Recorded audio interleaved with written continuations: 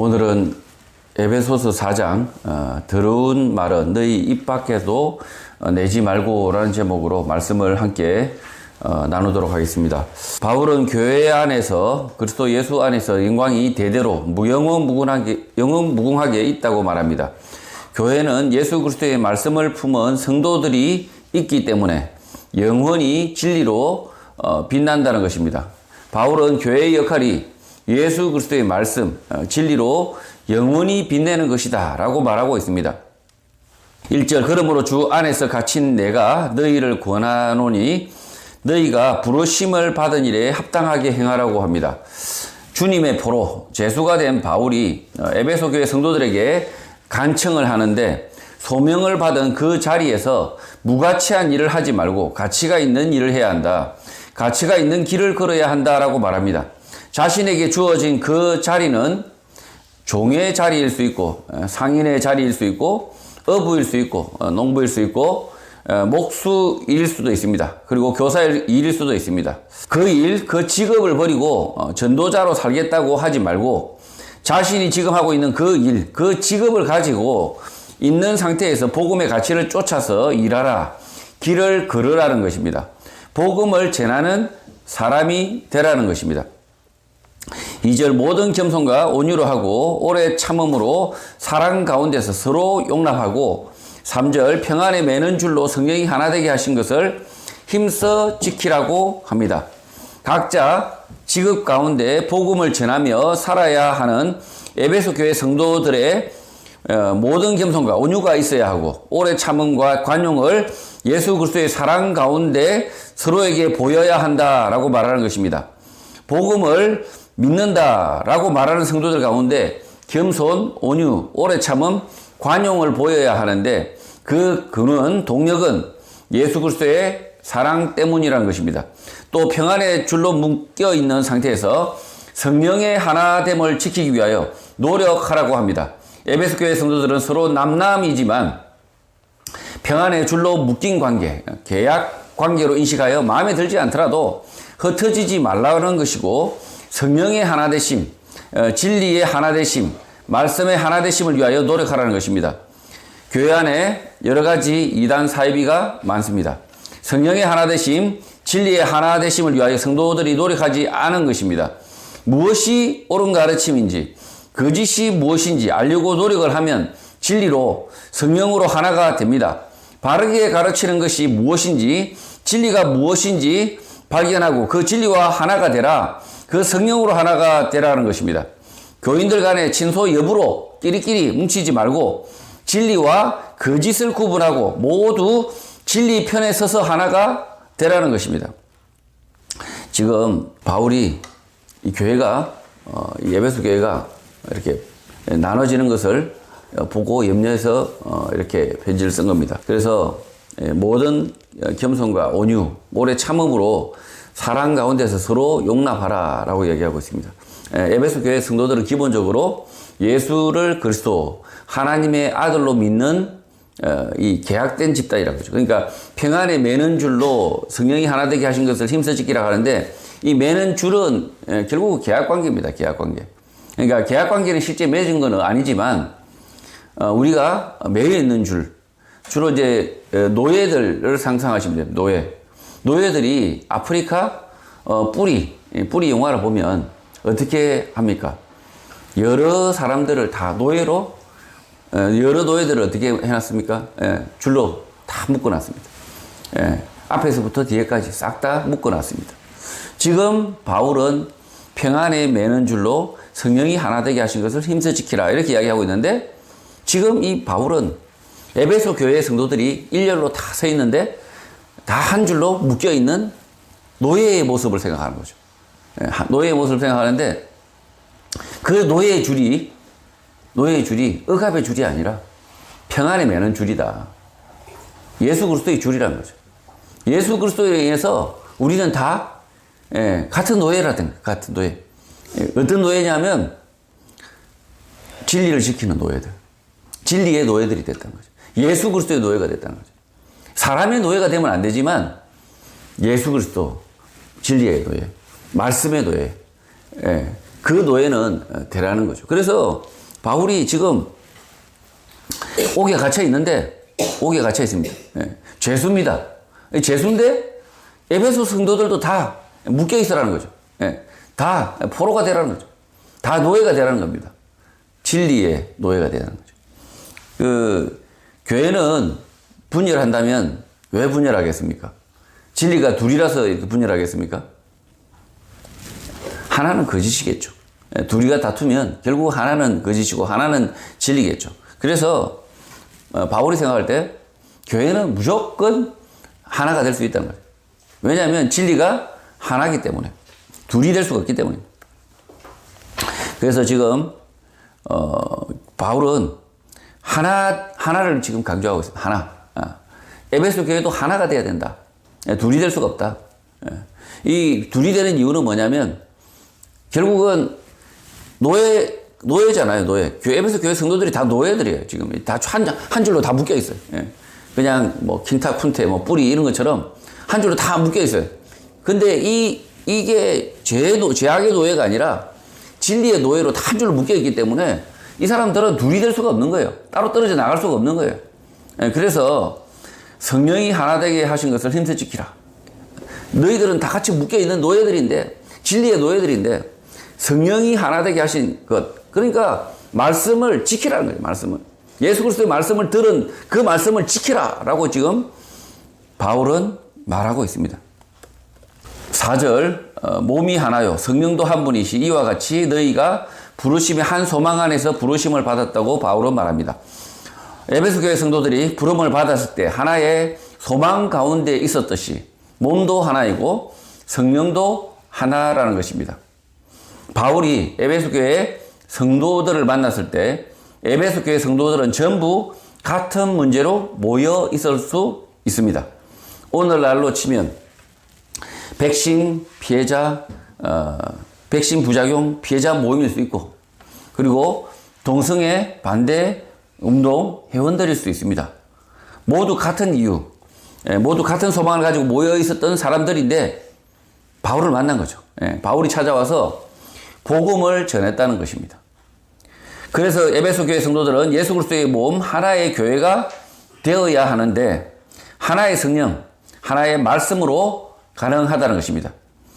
에베소 교회는 실제 말씀에 대한 여러 해석, 의견으로 나누어져 있었던 것으로 보입니다.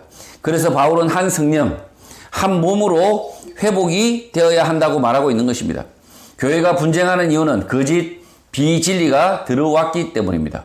하나의 교회는 논쟁을 하면서도 말씀의 진리, 하나의 진리를 찾아내기 때문에 분열하지 않습니다. 두 개의 진리가 있다면 교회는 분열하는데 하나는 반드시 거짓이라는 것입니다. 교회 안에 문제가 있습니다. 분열하려고 합니다. 교회가 서로 다른 의견을 가졌습니다. 그러면 이 교회가 어떻게 해야 됩니까? 논쟁해야 됩니다.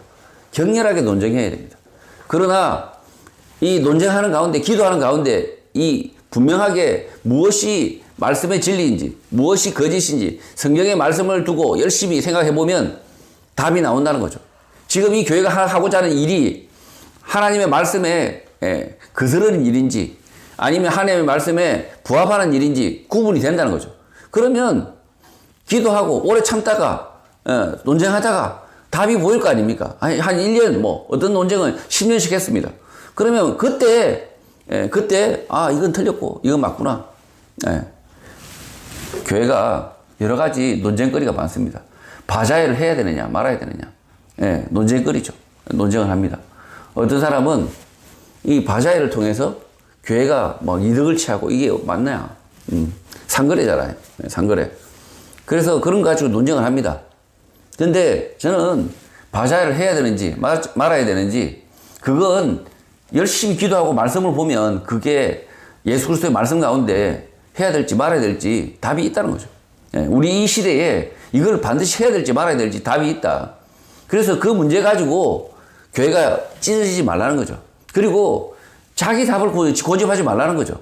예수 그리스도의 말씀을 쫓아서 이게 말씀에 이렇게 이야기하고 있으니까 바자회는 하지 마라 하고 딱 이렇게 말씀되어 있으면 말씀으로 그렇게 모든 교회 성도들이 인식이 된다면 하지 말아야 되는 거죠. 하지 말아야 돼. 그리고 이제 서로 다투지 말아야 된다는 거죠. 그래서 교회가 두 개의 진리가 있지 않습니다. 곰곰하게 생각해 보면, 오랫동안 생각해 보면, 물론 교회가 통째로 비진리로 가는 경우도 있습니다. 엉터리를 선택해가지고, 통째로 이단이 돼버리는 경우도 있어요. 그럴 수 있습니다. 그건 진리에 대해서, 말씀에 대해서, 예수 그리스도의 말씀만이 진리다라는 그런 확고한 믿음이 없으면 교회가 통째로 비진리로 가기도 합니다. 그러나 교회는, 이 에베소 교회는 예수 그리스도의 말씀만이 진리다라고 믿는 이 사람들이 있는 한, 한 사람이라도 있는 한, 그 사람이 진리라고 말하는 그것을 따라가야 된다는 거죠. 비진리를 따라가면 안 된다는 거죠.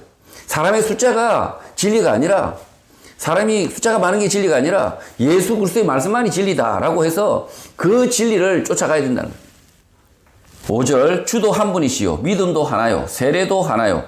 6절, 하나님도 한 분이시니 곧 만유의 아버지시라. 만유 위에 계시고 만유를 통일하시고 만유 가운데 계시다고 가르칩니다.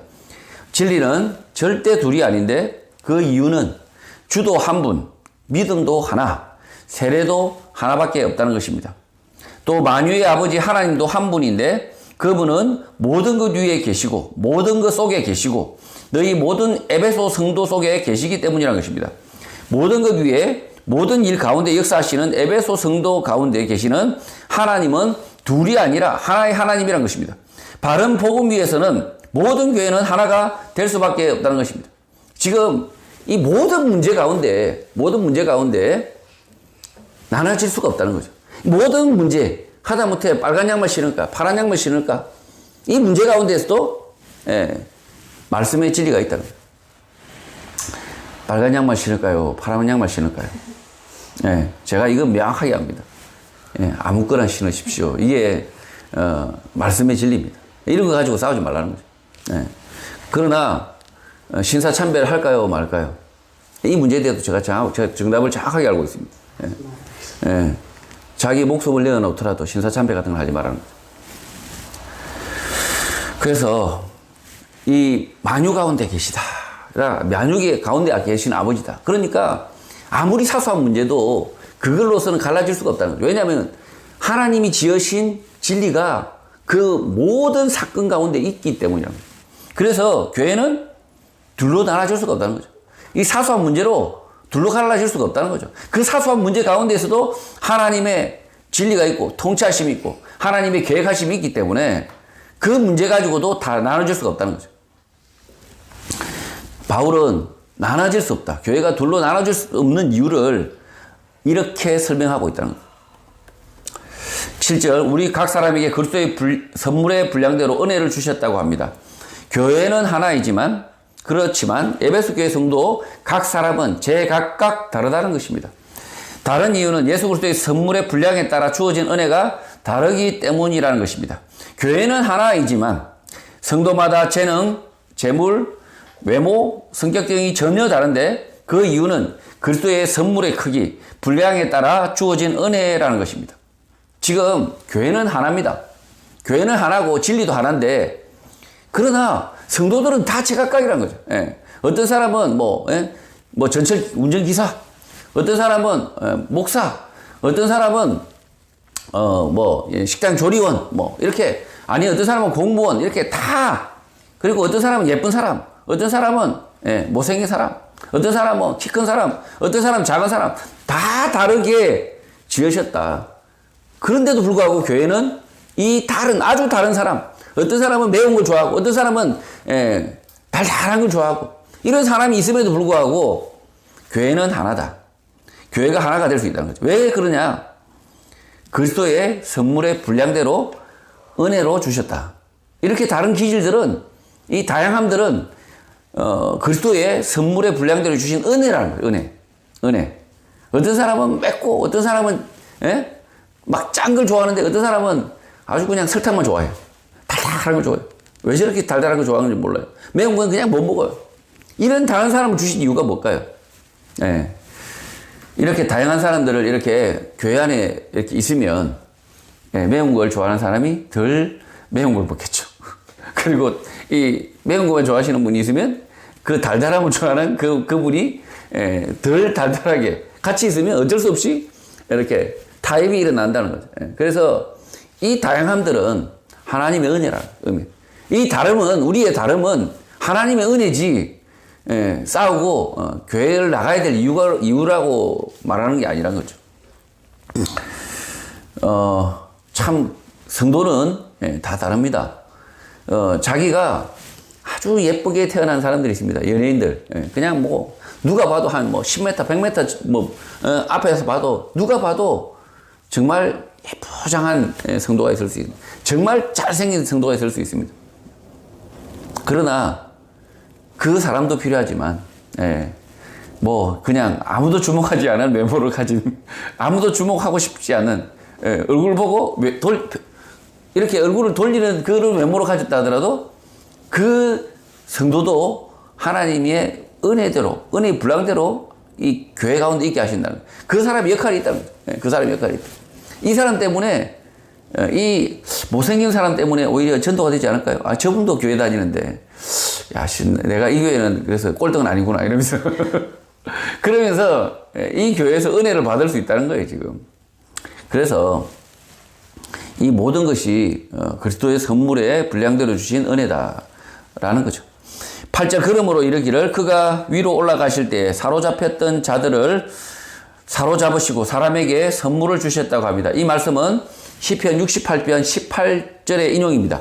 시편 68편 18절입니다. 제가 읽겠습니다. 주께서 높은 곳으로 오르시며 사로잡은 자들을 취하시고 선물들을 사람에게서 받으시며 반역자들로부터도 받으시니 여호와 하나님이 그들과 함께 계시기 때문이로다. 말씀이 어렵죠? 어렵습니다. 그래서 바울이 다시 9절 10절에서 다시 설명을 합니다. 9절, 올라가셨다 하였은즉 땅 아래 낮은 곳으로 내리셨던 것이 아니면 무엇이냐라고 반문을 합니다. 바울은 시편 68편 18절을 해석하고 있습니다.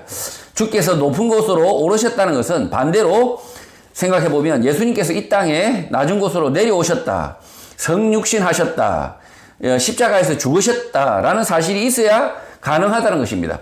10절, 내리셨던 그가 곧 모든 하늘 위에 오르신 자니 이는 만물을 충만하게 하려 하십니다 라고 말합니다. 예수 그리스도는 십자가 죽음 이후 부활하시고 성천하셨는데 그가 이 땅에 내려온 사람, 낮아진 사람, 하나님의 아들 나사렛 예수라는 것입니다. 그가 부활하시고 성천하신 이유는 만물을 충만케 하기 위함이다. 모든 사람에게 구원을 주시기 위해서다. 모든 사람에게 진리가 되시기 위해서다라고 말하는 것입니다. 교회는 만물을 충만케 하는 충만이다라고 바울이 가르쳤는데 그 이유는 예수 그리스도가 십자가 죽으심과 부활, 성천, 재림의 복음을 담고 있기 때문이라는 것입니다. 그가 낮아지셔서 십자가에서 죽으시고 그리고 지금 높아지셨다. 높아지신 이유는 결국은 우리 모든 성도들을 구원 얻게 하기 위함이다라는 거죠. 시편 68편 18절에서 예수 그리스도는 전쟁에서 승리하여 포로된 자신의 백성을 자유인으로 이끄시는데 사람들을 위해서 선물을 받으시고 반역자를 위해서도 선물을 받으시는데 그 이유는 여호와 하나님이 그들 가운데 사시기 때문이라고 말합니다. 고대 전쟁에서 어떤 나라의 왕이 다른 나라 왕과 싸워 승리할 경우 높은 곳에 올라서서 포로들을 처리하는 과정을 설명하는 것입니다. 포로들은 두 종류가 있는데 하나는 자기 백성이었던 자들이 전쟁에서 상대방 왕의 군사에게 져서 포로가 되었다가 해방된 자가 있고 다른 하나는 상대방 왕이 이길 줄 알고 그쪽 편에 가서 싸우다가 반역을 해서 싸우다가 져서 포로가 된 자들, 반역했던 자들인데 이들 모두로부터 선물, 세금을 받으시는데 그 이유는 해방된 모든 사람들을 자기 백성을 삼아서 나라를 이루어 살기 때문이라는 것입니다. 한국 전쟁에서 남한 사람인데 북한군에 잡혀 포로로 있다가 북한이 패전하고 철수하자 해방된 사람도 있고 북한군에 남한 사람인데 북한군에 자원이 있다요. 이 남쪽과 전쟁하다가 져서 포로로 잡혔으나 반공포로가 되어 북송되지 않고 해방되어 남한에 사는 사람들, 두 종류의 사람들이 있을 수 있는데 이 두 사람 모두 이 땅에 살면 세금, 선물들을 내고 사는 것입니다. 해방된 대한민국에서는 방공포로나 우리 그냥 포로나 다 같이 세금 선물들을 내고 산다. 당시 이 적이 되어서 인민군이 되어서 싸웠던 사람도 포로로 잡히면 이 복음을 듣고 회개하고 돌이키면 같은 성도로 산다는 거죠. 에베소 교회 같은 성도로서 사는데 그걸 마치 선물을 낸다. 세금을 낸다. 고대에는 포로로 잡히면 이 사람이 적국의 포로를 하더라도 이 땅에 포로로 잡혀서 이 땅에 살기 시작하면 어떻게 됩니까? 이 사람도 이제 우리 국민이 되어서 세금을 낸다는 거죠. 바울은 이 두 종류의 사람 가운데 단순히 포로로 잡혀갔었다가 풀려난 사람이 아니라 반역하여 적군이 되어 싸웠으나 패전하여 포로로 잡혔고 포로 석방 때 함께 해방된 사람이라는 것입니다. 지금 이 예수 그리스도에 대적했던 사람들도 지금 예수 그리스도의 말씀으로 해방이 된다면 그도 하나님의 나라의 백성이고 원래 우리 편 유대인들 아니면 예수 그리스도의 적대감이 없었던 사람들도 실제로는 어리석어서 포로가 될 수도 있잖아요. 말씀에 대해서 무지해서 포로가 됐습니다.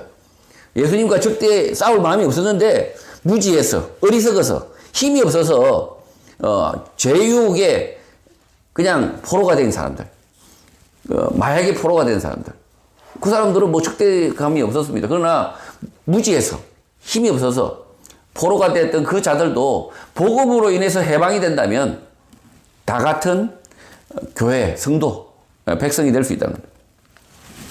11절 그가 어떤 사람은 사도로, 어떤 사람은 선지자로, 어떤 사람은 복음 전하는 자로, 어떤 사람은 목사와 교사로 삼으셨다고 합니다. 지금 이 해방된 나라에서 이 포로로 잡혔던 사람들이 지금 해방이 되고 원래 포로로 계속 잡혀 있어야 될까요? 아니라는 거죠. 어떤 사람은 사도로, 어떤 사람은 선지자로, 어떤 사람은 복음 전하는 자로, 어떤 사람은 목사와 교사로 이제 살기 시작한다는 거죠. 해방된 나라에서 예수 그리스도께서 선물, 세금을 받으시는데 그게 사도, 선지자, 복음 전하는 자, 목사와 교사라는 것입니다. 에베소 교회 성도들은 포로에서 해방되어 그 나라에 사는데 그 나라 왕에게 대가, 선물, 세금을 바치며 사는데 그것이 교회 안에서 각자 일을 하는 것입니다. 지금 여러분 세금 내시죠? 네, 세금 냅니다. 여러분이 일하는데 여러분은 자유롭게 일하는데 실제로는 그 고대 시대의 왕이 세금을 걷는 것, 선물을 걷는 것과 똑같은 거죠. 지금도 현대 국가도 세금을 걷지 않습니까? 내 지금은 목수예요. 목수인데도 나무를 가구로 만들어서 팔면 어떻게 합니까? 세금을 내죠. 이게 그때 당시로 보면 고대 왕조 시대로 보면 목수로 왕이 살게 해줬다. 그게 선물이라고요. 목수는 지금 준 게 왕의 선물이라는 거예요. 이해되시나요? 목수로 사는 것 자체가 왕이 준 선물이라는 거예요. 왕이. 내시로 살게 하는 그것이 왕의 선물이 되고 군인으로 살게 하는 것이 왕의 선물이다. 그러니까 왕조 시대에서는 그게 다 뭐라는 거죠? 직업이 다 뭐라는 거죠? 왕이 준 거라는, 왕이 베푼 거라는 거죠. 왕은 여러분을 포로로 잡혀왔던 여러분들을 포로로 계속 잡고 있을 수 있습니다. 잡고 안아줄 수 있어요. 그러나 이 왕이 나눠줬다는 거죠. 사도로, 선지자로, 복음 전하는 자로, 목사와 교사로 선물로 주셨다. 이해되시나요? 아니 나는 직업을 선택해서 자유롭게 살고 있는데 지금 바울은 뭐라고 생각하냐면 이것은 하나님이 주신 거라는 거죠. 하나님이 허락하신 거라는 거죠. 12절 이는 성도를 온전하게 하여 봉사의 일을 하게 하며 그리스도의 몸을 세우려 하심이라고 말합니다. 교회 성도들에게 직분을 나눠주는 이유, 세금 선물을 받는 이유는 성도를 완전하게 하는 것이고 하나님의 일에 참여하게 하는 것이고 예수 그리스도의 몸으로 교화시키기 위함이라는 것입니다. 지금 하나님이 뭐가 모자라서 왕이 모자라서 여러분에게 세금 선물을 뜯는 것이 아니라 사실은 나눠주는 것이다. 하나님의 일을 나눠준 것이랍니다. 완전하게 예수 그리스도로 자라가게 하기, 예수 그리스도로 완전하게 몸으로 되기 위해서 그렇게 주셨다라는 거죠. 우리의 손과 발이 필요해서 교회가 직분을 나눠주는 것이 아니라 하나님의 나라에 돈이 필요해서 성도들의 세금, 선물을 받는 것이 아니라 성도들이 하나님 나라에서 제대로 된 국민, 자유로운 국민, 변화된 국민으로 살도록 하기 위해서라는 것입니다. 교회 성도는 이제 죄의 포로가 아니라 자유인 하나님 나라의 백성으로 살도록 하는 방법이 직분을 나눠줘서 일하게 하는 것입니다. 지금 교회가 뭐가 아쉬워서 여러분이 이 교회 안에서 직분을 나눠갖고 일하는 것이 아니라 이 왕은 여러분을 그냥 포로로 잡고 있어도 됩니다. 그냥 어차피 포로였던 놈들 그냥 계속 포로로 잡고 있어도 되고 아무 상관없습니다. 그러나 그 포로로 내버려 두지 않고 다 적이었던 그냥 포로였던 간에 방공 포로든 무슨 포로든 간에 다 풀어주고 각자 직분을 가지고 살 수 있도록 해준다. 그 이유는 그 포로들을 위한 거라는 거죠. 그 포로들이 자유인으로 살게 해서 이 땅에서 잘 살기 위해서 그래서 풀어주고 직분을 나눠준다는 거죠. 13절 우리가 다 하나님의 아들을 믿는 것과 아는 일에 하나가 되어 온전한 사람을 이루어 그리스도의 장성한 분량이 충만한 데까지 이른다고 합니다. 이렇게 이승만 대통령이 포로 석방했지 않습니까? 그것처럼 지금 예수 그리스도께서 포로 석방을 했는데 한 이유는 뭐냐면 그리스도의 장성한 분량 충만한 데까지 그들이 아주 충만한 삶을 살게 하기 위해서란 거죠. 교회 직분을 나눠줘 역할하게 하는 목적은 믿음으로 하나 되는 데 있고 하나님의 아들을 완전하게 아는 데 있고 그리스도의 충만한 상태까지 도달하는 데 있다는 것입니다. 예수님의 말씀을 제대로 완벽하게 이해하는 방법은 단순히 말씀을 읽고 듣는 것뿐만 아니라 교회에서 직분을 나눠주고 그 일을 함으로써 깨닫는다는 것입니다. 그리스도의 충만한 상태에까지 성도가 도달하는 방법, 완벽한 사람이 되는 길은 교회 안에서 직분을 나눠 짐을 맡는 것 외에는 다른 방법이 없다는 것입니다. 지금 예수 그리스도의 충만한 상태까지 이르는 방법이 만약에 면백 수행하는 것이다, 참선하는 것이다 그러면 전부 우리는 저기 해인사 아니면 절에 다 가야 됩니다. 절에 가서 바위 앞에 다 동굴 안에서 우리는 다 거기서 말씀만 계속 읽고 수행하면 됩니다. 말씀만 읽고 계속 수행하면 되는데 마태복음, 마가복음 보고 또 보고 막 이렇게 계속 보면 그리스도의 충만한 상태까지 쫙 이르겠죠? 예. 이렇게 되는 법이 없다. 바울이 택도 없다는 거죠. 그렇게 말씀만을 가지고 열심히 파면 안 된다는 거예요. 어떻게 살라는 겁니까? 교회 안에 직분을 맡으라는 거죠. 교회 안에서 성도로서 직분을 맡고 그 직분을 감당할 때 예수 그리스도의 충만한 상태까지 그 직분을 수행하면서 예수 그리스도의 충만함까지 자라난다는 거죠. 그게 방법이라는 거예요. 지금 교회 안에서 예배만 드리고 가시는 분들이 있죠. 예배만 드리고 가시는 분들이 있습니다. 면백 수행하시는 분들이. 이분들은 말씀만 들으면 깨닫고 말씀만 들으면 그리스도의 충만한데 자라갈 것이다 생각하지만 택도 없다는 거죠. 택도 없다. 교회 안에서 짐을 져야 된다. 교회 안에서 직분을 나눠주고 그 직분을 감당할 수 있을 때 그때 배움이 일어난다는 거죠. 그때 예수 그리스도의 말씀이 완벽한 이해가 일어난다는 거죠. 말씀을 부지런히 읽는 것도 좋습니다. 안 읽는 사람도 문제죠. 심각한 문제죠. 안 읽고 안 듣고 이 사람들도 참 문제입니다. 이 사람들도 문제긴 하지만 교회에 승김이 없는 사람들도 참 문제가 많습니다.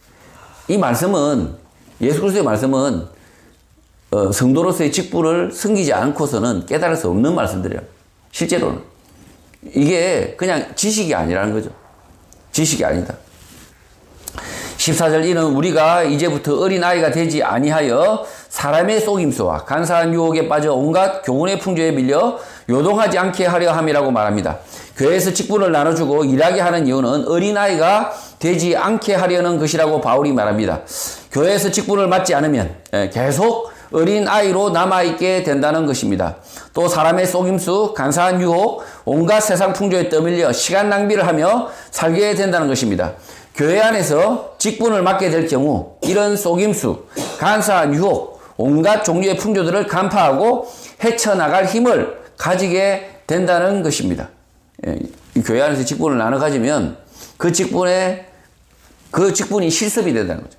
어린아이가 되지 않고 자라나는 힘이 된다는 거죠. 15절 오직 사랑 안에서 참된 것을 하여 범사에 그에게까지 자랄지라. 그는 머리니 곧 그리스도라고 말합니다. 세상에 온갖 거짓말이 창궐하더라도 성도는 예수 그리스도의 사랑 안에서 진리만을 말하며 살아야 한다라고 바울이 말합니다. 그렇게 하려면 모든 일 가운데 예수 그리스도까지 자라나야 한다. 성장해야 한다. 머리 대신 그리스도까지 성도가 자라나야 한다라고 말하는 것입니다. 그리스도까지 자란다. 성장한다는 것은 예수 그리스도의 말씀, 가르침을 완벽하게 이해하고 그 말씀을 실천한다라는 그 말과 같습니다. 그러니까 이 예수 그리스도의 예수 그리스도까지 자라나야 된다.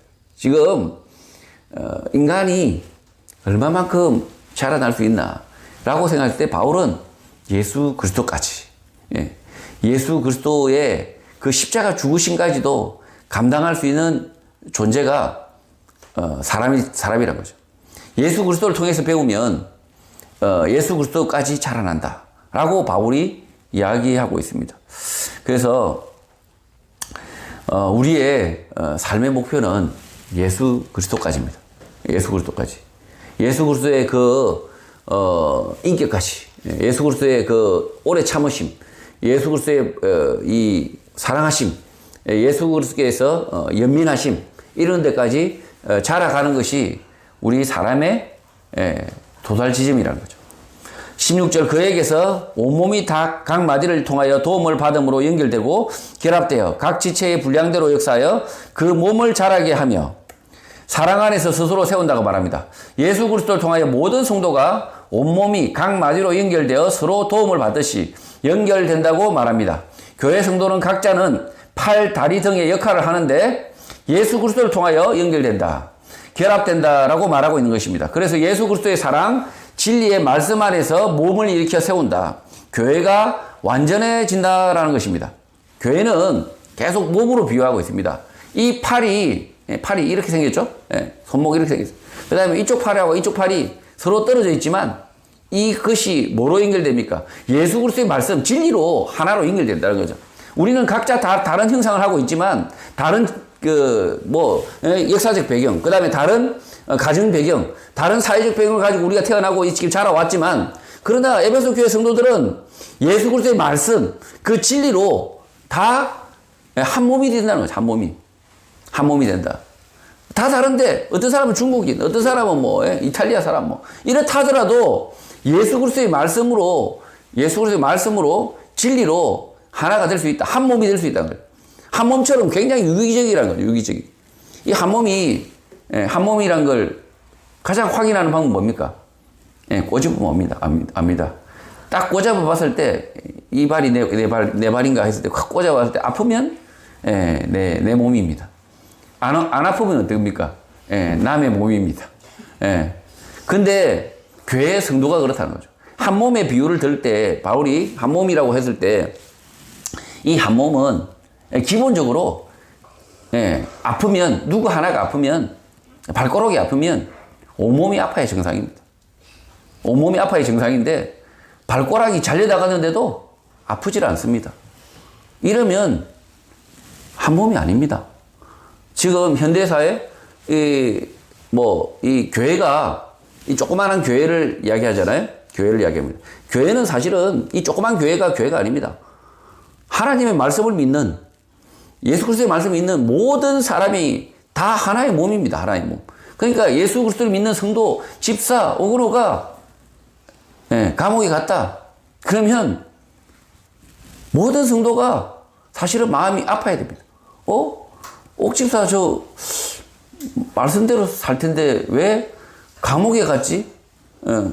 지죄를 지어서 감옥 갔으면 아이고 꽃이다 이래야 되지만 지죄가 아니라 말씀의 진리대로 살려다가 감옥에 갔다.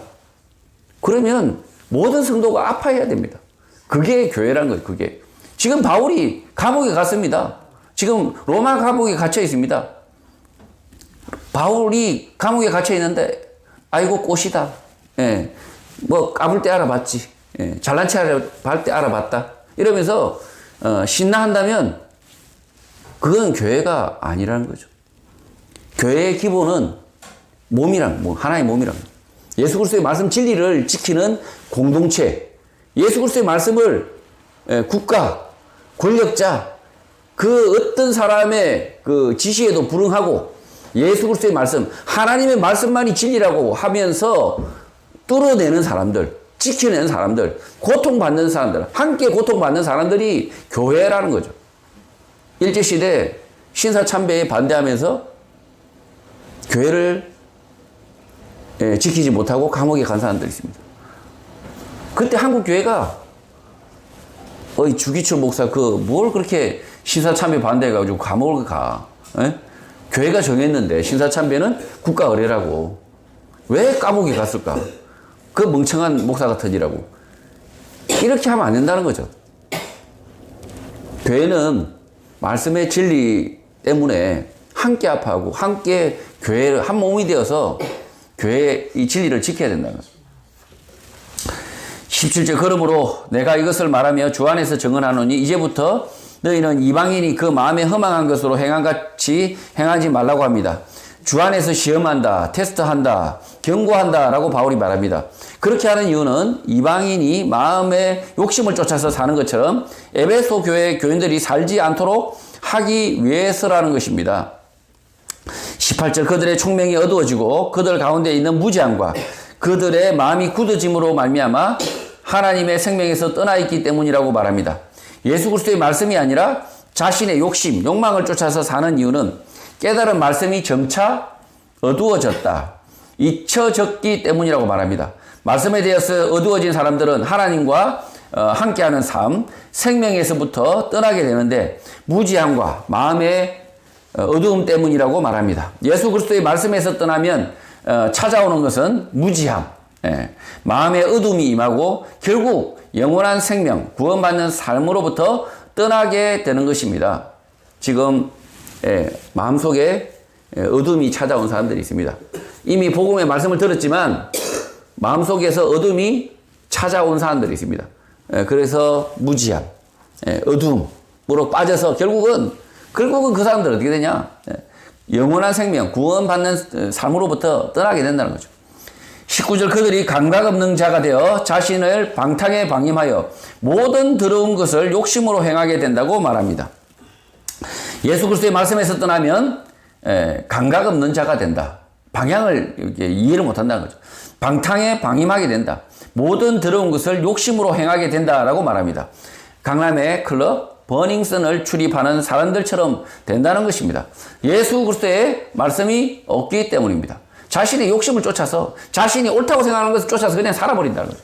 그러면 방향 감각도 없고 그리고 뭐 찬 거, 든 것도 구분 못하고 이렇게 된다는 거죠. 20절 오직 너희는 그리스도를 그같이 배우지 아니하였다고 말합니다. 에베소 교회 성도들은 예수 그리스도의 말씀에 어두워지면 안 된다.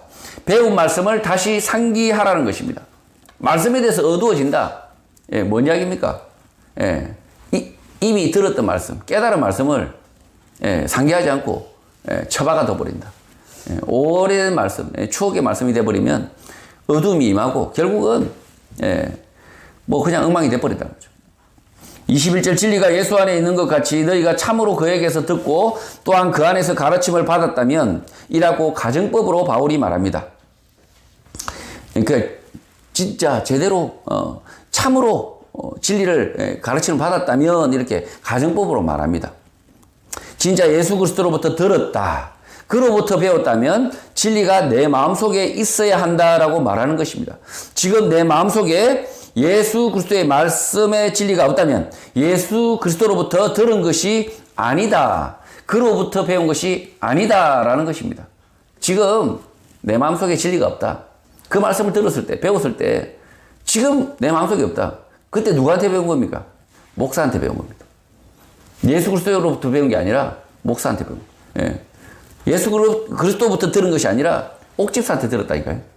그러니까 그깟 옥집사 뭐 이야기 들으나 마나 이렇게 돼버린다는 거예요. 그 옥집사가 이야기하든 목사가 이야기하든 그 들은 이야기가 성경의 말씀인지 아닌지 들여다보고 그 말씀이 예수 그리스도의 말씀이구나, 예수님으로부터 내가 이렇게 배우는구나 라고 자각을 한다면, 예수 그리스도로부터 배웠다면 진리로부터 떠나지 않는다는 거죠. 그것이 진리라고 믿는다면 떠나지 않는다는 거죠. 그냥 목사의 이야기로 그냥 사람의 이야기는 떠나도 되죠. 예. 사람의 이야기는 언제든지 떠나도 됩니다. 예. 신속하게 떠나도 됩니다. 사람은 진리가 아니기 때문에, 사람의 말은 진리가 아니기 때문에, 옥하는 목사의 말이다. 그러면 그 말에서 신속하게 떠나야 돼요. 예, 신속하게. 떠나야 되는데, 그 옥하는 목사의 설교 가운데 그 말씀 중에 하나님의 말씀, 성경의 말씀이 있는 그대로 다. 그러고 인식이 된다면, 그걸 하나님의 말씀으로 받는다면, 예수 그리스도의 말씀으로 받아들였다면, 진짜로 그렇게 받았다면, 이 사람의 목사의 말이 아니라 예수 그리스도의 말씀으로 받았다면, 그 말씀의 진리가 남아있다는 거죠. 예, 그 진리를 떠날 수가 없다는 거죠. 22절, 너희는 유혹의 육심을 따라 썩어져 가는 구습을 따르는 옛 사람을 벗어버리고, 23절, 오직 너희의 심령이 새롭게 되어, 24절, 하나님을 따라 의와 진리의 거룩함으로 지으심을 받은 새 사람을 입으라고 합니다. 예수 그리스도로부터 들었다, 배웠다면 옷을 갈아입듯이 유혹의 욕심을 따라 사는 옛 사람을 벗고 새로운 사람으로 새 사람을 입는다라고 말하는 것입니다. 새 사람은 의와 진리의 거룩함을 따라 하나님을 따르는 사람으로 만들어진다고 말합니다. 예, 이 옷을 탁 이렇게 갈아입는 것으로 지금 새 사람이 된다. 예수 그리스도의 복음을 들으면 옛날 사람을 벗고, 옛날 사람은 딱 옷을 벗듯이 탁 벗어버리고 새 사람이 된다. 이거 어디서 본 거죠? 옛날에 그 외계인들 나오는 영화 V. 갑자기 얼굴을 확 찢으면서 그 안에서 이렇게 뭐죠? 파충류가 쫙 나옵니다. 이거는 새 사람이 있는 게 아니라 헌 사람이 쫙 나와요. 파충류가 쫙 나와요. 그런 것처럼 우리가 예수 그리스도의 복음을 들으면 지금 우리가 지금 파충류입니다. 파충류인데 탁 얼굴을 탁 찢으면서 이제 사람으로 탁 새 사람으로 바뀌는 거, 그걸 상상하시면 됩니다. 그래서 더 이상 파충류로 살지 말아야 되는 거죠. 짐승으로 살지 말아야 되는 거죠. 예수 그리스도의 복음을 들으면 탁 얼굴을 찢으면서 지금까지 살았던 짐승의 얼굴을 탁 찢으면서 이제 진짜 사람으로 살 수 있다라는 거죠. 25절, 그런즉 거짓을 버리고 각각 그 이웃과 더불어 참된 것을 말하라. 이는 우리가 서로 지체이기 때문이다 라고 말합니다. 교회 안에서 거짓말을 하지 말고 이웃들에게 진실하게 말하는 사람이 되라는 것입니다. 왜냐하면 우리는 교회의 구성원, 멤버, 성도들이기 때문입니다. 26절, 분을 내어도 죄를 짓지 말며 해가 지도록 분을 품지 말고, 27절, 마귀에게 틈을 주지 말라고 합니다. 화를 내더라도 죄를 짓지 말라, 해가 지도록 분을 품지 말라고 바울은 말합니다.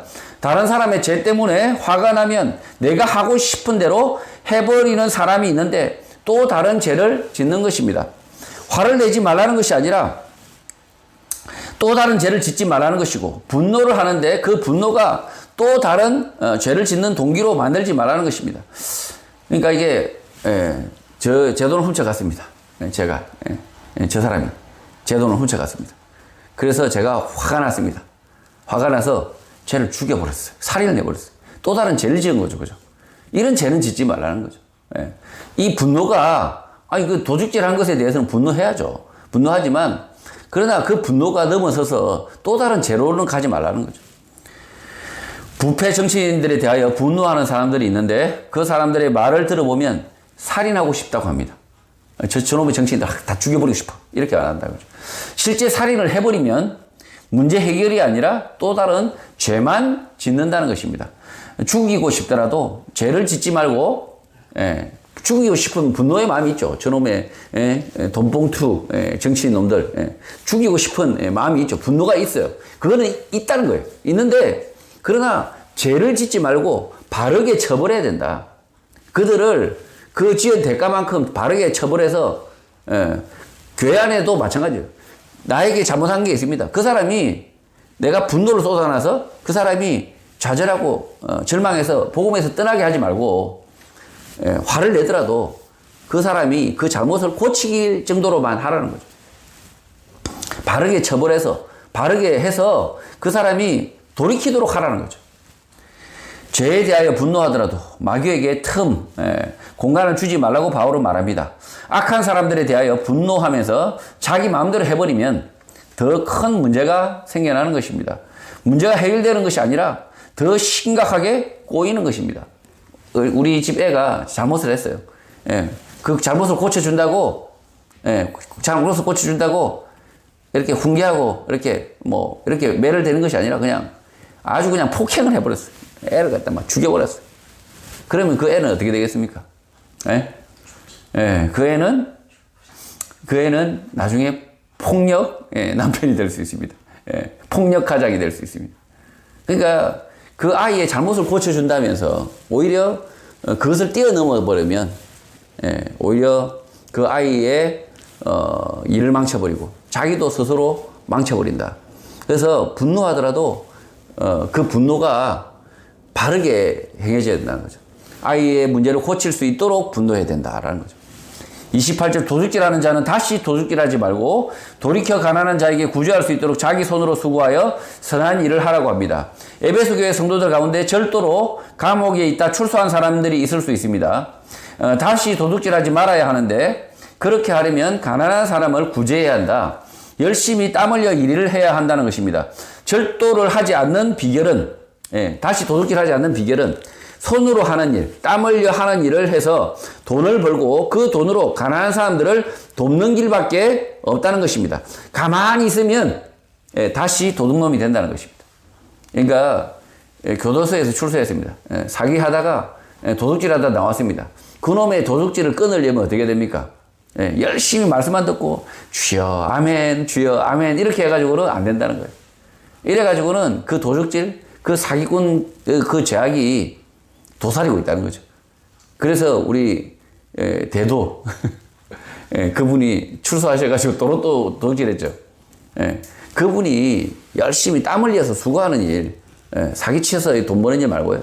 자기가 열심히 일을 해서 버는 그 돈으로 그 자기가 훔쳤던 사람을 돕는 그 일, 가난한 성도들을 돕는 일, 그 일을 하고 있다면 그 사람은 재범을 하지 않는다는 거죠. 재범을 하지 않는다. 자기가 땀의 열매를 알기 때문에 다시는 사기치지 않고 다시는 도둑질하지 않는다는 거죠. 법무부가 교도소를 운영하는데 감옥에 있는 동안 사람이 바뀌는 것, 교화가 목적입니다.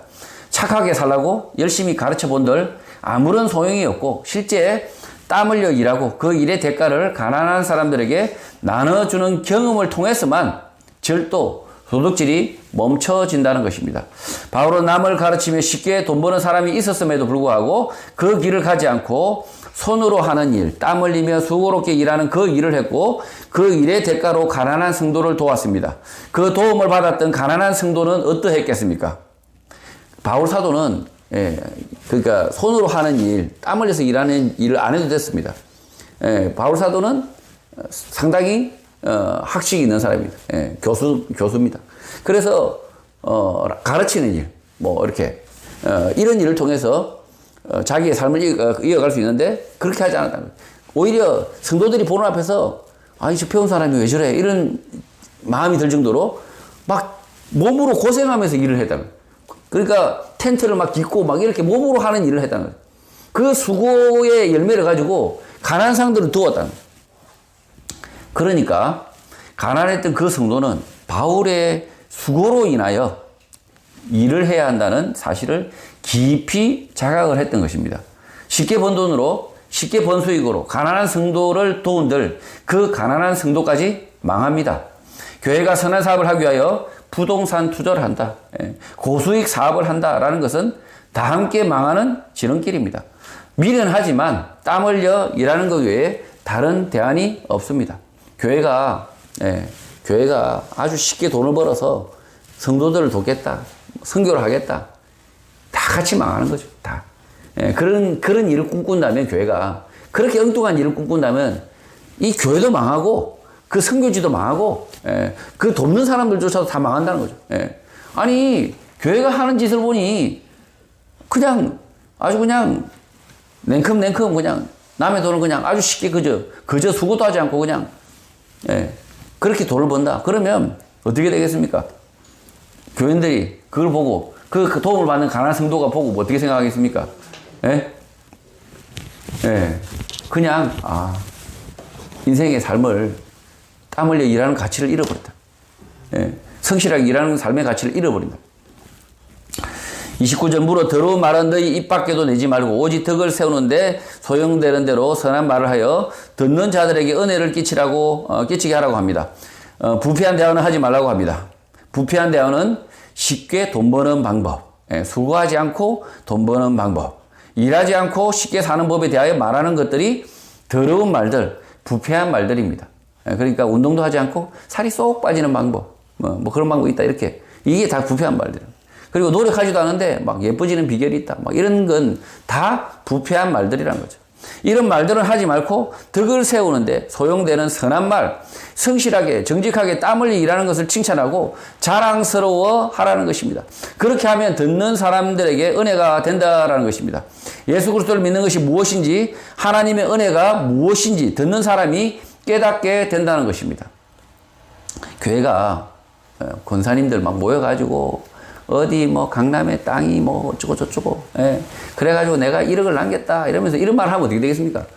거기 들었던 권사님 말 들었던 성도들 다 그냥 이제 일하는 거는 다 내팽개 쳐버리는 거예요. 이제 부동산 오케이, 그냥 일하지 않고 수고하지 않고 그러면 어떻게 되겠습니까? 교회가 타락해진다. 타락. 이런 걸 마치 아주 고급 정보다 이러면서 와, 그 교회 가니까 그런 부동산 정보, 땅 투기 정보를 갖다가 정말 그 권사님들이 땅도 쫙 투자해가지고 그냥 그분들이 아주 최고급 정보를 쏙쏙쏙 알려줘가지고 야, 그 교회 가야겠네. 망합니다. 그런 교회는 부패한 대화는 그래서 하지 말라. 바울이 이렇게 이야기하고 있는 거죠. 그런 대화는 부패한 대화라는 거죠. 이 말씀 구절에 대한 오해가 있을 수 있습니다. 더러운 말을 입 밖으로 내지 말라고 하니 말만 점잖게 하고 속으로는 온갖 위선, 거짓으로 사는 사람들이 있습니다. 말이 중요한 게 아니라 삶이 문제입니다. 말도 가려서 해야 하지만 말만 가려서 하고 속이는 삶, 일하지 않는 삶, 땀 흘림이 없는 삶을 사는 사람은 복음을 가로막는 사람들, 하나님의 은혜를 막는 사람들입니다. 이렇게 창세기에 뭐라고 했습니까? 수고하고 땀 흘리라고 그랬어요. 너희는 이 땅에 사는 동안 수고하고 땀 흘리라고 그랬는데 이게 사람들은 참 간사해가지고 야, 그냥 수고하지도 않고 땀 흘리지도 않고 그냥 횡재했다. 로또 맞았다. 이런 이야기는 그냥 귀에 쏙 들어옵니다. 이런 쏙 들어오는데 이런 말에 교회가 이런 말들이 교회 안에 횡행한다 그러면 그 교회가 망하는 거예요. 망한 교회. 더러운 말도 마찬가지입니다. 이 말을 더러운 말을 입 밖으로 내지 말라. 이렇게 에베소 4장에서 가르치는데요. 그러니까 말만 바리새인처럼 말만 작작히 하고 그러면서 속은 타락하고 부패하고 그냥 공짜로 누리고 싶고 자기가 땀 흘려서 일하는 그런 삶의 가치는 다 잃어버리고 그냥 탐욕, 이기심, 악독, 거짓 이런 것이 속에 가득 울굴하다면 그 교회는 아주 심각한 교회라는 거죠. 차라리 저는 그렇게 이야기합니다. 그렇게 살 빼사 속으로 온갖 위선과 거짓과 부패가 가지면서 그럴듯하게 말하면서 살는 것보다 차라리 욕을 하라는 거예요. 욕을. 차라리 욕을 하면서 그 안에 위선을 버리라는 거죠. 차라리.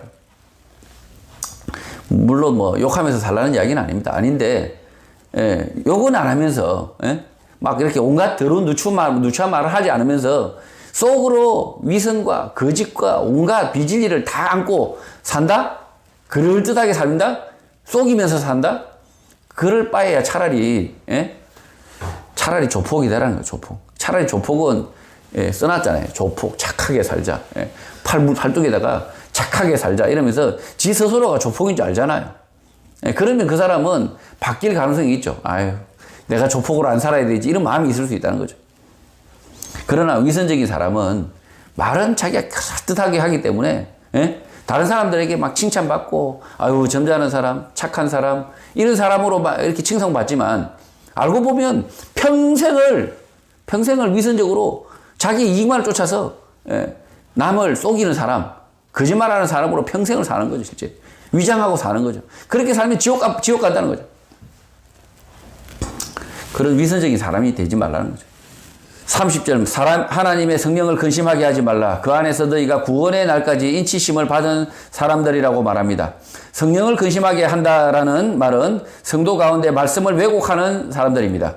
믿지 않는 사람들이 예수님의 말씀을 왜곡한다 한들 성령이 근심하지 않습니다. 믿는다는 성도가 엉뚱하게 말씀을 왜곡하여 다른 사람에게 말한다면 성령께서 근심하게 되는 것입니다. 특히 예수 그리스도 안에서 구원의 날까지 인치심을 받은 사람들, 성도라고 일컫는 사람들이 엉뚱하게 예수님의 말씀을 왜곡하면, 다르게 이해하면, 진리를 왜곡하여 말을 하면 성령님께서 비통해 하시는 것입니다. 성령님께서 찰스 다윈이 진화론을 믿는다 한들 성령님께서 이렇게 비통해 하지 않으십니다. 그놈은 난 놈이라서. 그러나 성도라고 하는 분이 진화론을 믿고 있다. 그러면 성경의 말씀을 왜곡한다. 말씀을 엉뚱하게 이해하고 있다. 그러면 성령님께서 비통해 하시는 거죠. 근심하게 하는 거죠. 성령을 근심하게 하는 목사님들 많죠. 앞에서 주일 설교를 시큰 하는데 말씀이 원래 쓴 예수 그리스도의 말씀과 전혀 다르게 설교를 하고 있어요. 성령을 근심하게 하는 거죠. 근심하게. 다르게 전하니까. 그러나 여기 절에 있는 스님들은 뭐라고 이렇게 법문을 합니다. 법문. 근데 엉터리로 시큰 가르칩니다. 예수 그리스도의 말씀하고 전혀 다르게 가르쳐요. 그 스님들에 대해서는 성령님께서 근심 안 해요. 안 합니다. 그분들은 원래 성도, 교회라고 생각하지 않기 때문에 예외라는 거예요. 예외. 성령을 근심하게 할 수 있는 사람들은 오늘 한국교회 목사들, 교사들입니다. 분명히 구원받은 성도인데 엉뚱하게 말씀을 왜곡하여 가르칩니다. 가만히 있으면 성령이 근심할 일이 없는데 딴에는 성령 말씀에 대해서 잘 안다라고 하면서 엉뚱하게 가르칩니다. 그렇게 되면 성령이 비통해할 수밖에, 근심할 수밖에 없는 것입니다. 31절 너희는 모든 악독과 노함과 분냄과 떠드는 것과 비방하는 것을 모든 악의와 함께 버리고 32절 너 서로 친절하게 하며 불쌍히 여기며 서로 용서하기를 하나님이 그리스도 안에서 너희를 용서하신 것 같이 하라고 합니다. 바울은 에베소 교회 성도들이 버려야 할 것들을 말합니다. 모든 악독, 그리고 노함, 분냄, 큰 소리로 요구함, 비방하는 것들인데 함께 악의도 버리라고 말합니다. 바울이 열거하는 것들은 개인의 이익을 위하여, 자신을 이익을 위하여 말하는 것들입니다. 바울이 자신의 이익, 욕심을 위하여 악독, 노함, 분냄, 큰 소리로 요구함, 비방의 말을 하지 말라고 하니 엉뚱하게 부패한 정신, 타락한 성직자들, 살인자들, 도적들, 사기범들에 대하여 아무 말을 하지 않습니다. 이렇게 분내지 마라. 이러니까 이 도둑놈들에게 분을 내지 않아요. 그렇게 하면 바울이 가르치는 것과 정반대로 하는 것입니다. 바울은 식당에 가서 큰 소리로 컴플레인 그는 사람, 갑질하는 사람이 되지 말라는 것입니다. 자기 이익을 위하여 악독, 노함, 분냄, 큰 소리로 떠드는 것, 비난하는 말을 하지 말라는 것입니다. 자기 이익을 위해서 이렇게 큰 소리로 막 이렇게 요구하지 말라는 거죠. 시장에 가서도 좋게 하라는 거죠. 만두가 4알 나와야 되는데 3개 나왔어요. 주인 이리 와봐. 주인장 이리 와봐. 이러면서 식당 주인 나와보라고. 자, 4개 중에 3개밖에 안 나왔어. 너 나 속이려고 그랬지. 이러면서 막 큰 소리 치고 그냥 막 사진 찍고 동영상 찍어가지고 막 식당 다 알려버린다. 이러면서 그냥 막 그래가지고 막 주인을 혼쭐을 냅니다. 이렇게 하라고 했습니까? 하지 말라고 그랬습니까? 바울은 이런 문제는 그냥 자기가 만두 3알만 먹고 하나 안 먹어도 돈 주면서 이렇게 이야기하는 거죠. 주인한테 만두 하나 안 나왔는데 제가 쏩니다. 이렇게 하고 가라고. 이 집은 만두를 하나 빼는 것이 에티켓인가요? 이러면서 하여튼 이렇게 좋게 이야기하라는 거예요. 좋게. 그러나 다른 문제가 있습니다. 다른 문제. 나의 문제가 아니라, 나의 메뉴가 아니라 이 식당이 다 속이고 있어. 다 속이고 만두가 아니라 그 안에 비둘기 고기를 넣고 팔고 있어요. 그러면 닭고기를 팔아야 되는데 막 비둘기 고기로 다 팔고 있어. 내가 먹는 게 아니라 옆 사람도 보니까 그래. 비둘기 고기고. 이러면 어떻게 되나요? 예, 이러는 거는 그리스도인이 분내해야 된다. 이런 것을 분내해야 된다. 내가 아니라 내가 이 비둘기 고기를 먹어서 분노하는 게 아니라 다른 사람에게 그렇게 닭고기가 아니라 비둘기 고기로 팔고 있다면 그러면 그때 분노하라는 거예요. 그때 분노하고 그 사람을 꾸짖고 그 문제를 해결하는 거죠. 의로운 사람이 되라는 거죠. 그래서 이 바울이 이야기하는 것은 자기의 문제인가 남의 문제인가를 잘 보라는 거예요. 잘. 서로 친절하게 하고 불쌍히 여기고 서로 용서하기를 하나님이 그리스도 안에서 너희를 용서하신과 같이 하라고 가르칩니다. 에베소 교회 안에서 내가 만나는 사람들, 나에게 손해를 끼치는 사람들은 악한 사람들이 아니라 불쌍한 사람들, 어리석은 사람들이란 것입니다. 예수 그리스도의 말씀으로 채워진 사람이 아니라 계속 채워져 가는 사람들이란 것입니다. 서로 모자라는 사람들이 서로 불쌍히 여겨야 하는 것입니다.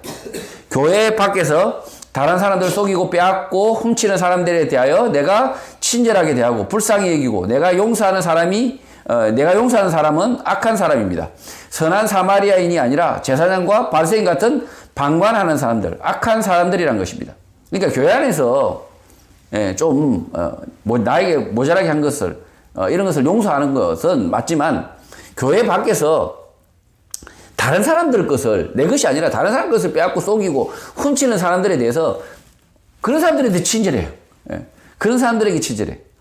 그런 사람들에 대해서 관용해. 그러니까 다른 사람이 막 이렇게 훔치든 말든 봐도 모른 체. 소매치기가 훔쳐가도 나는 모른 척해. 이런 관용은 하지 말라는 거죠. 교회 안에서는 나에게 내 돈을 누가 슬쩍 훔쳐가더라. 이거 어떻게 될까요, 이거? 잡아다 패야 될까요? 내 지갑에 누가 손을 대더라. 교회 안에 성도인데, 처음 막 들어온 성도인데, 막 출소한 성도인데, 내 호주머니에 손을 대더라. 어떻게 해야 될까요? 다르게 대하라는 거예요, 다르게. 나의 돈을 빼앗아 가는 사람은 내가 용서할 수 있으면 수십 번, 수백 번 용서하고 남의 돈을 빼앗는 놈은 내 이웃을 위해 내가 잡아다가 감옥에 꼭 넣어서 그 도둑놈이 피해자에게 배상하도록 책임을 지도록 만들어야 한다라는 것입니다. 그 도둑놈을 용서할 수 있는 사람은 내가 아니라 그 피해자뿐인 것입니다. 그러니까 내가 피해를 입느냐, 남이 피해를 입느냐, 그리고 교회 안의 성도냐, 교회 밖의 성도냐, 달리 대하라는 거, 달리 대하라는 거. 성도 여러분, 교회 안의 성도는 불완전한 사람들, 모자라는 사람들입니다. 평생 예수 그리스도의 말씀으로 채워져 가는 사람들, 완전해지려고 노력하는 사람들입니다. 서로 친절하게 돕고 불쌍히 여기고 성도 간에 서로 용서하기를 예수 그리스도께서 우리에게 하신 것처럼 평생 용서하고 살아야 하는 것입니다. 우리가 그렇게 살아갈 때 함께 구원을 얻는 성도, 하나 되는 교회가 될 것입니다. 바울의 가르침을 쫓아서 함께 지어져가는 성전으로, 교회로 하나님 나라에 들어가는 성도가 되시기를 주님의 이름으로 축복합니다.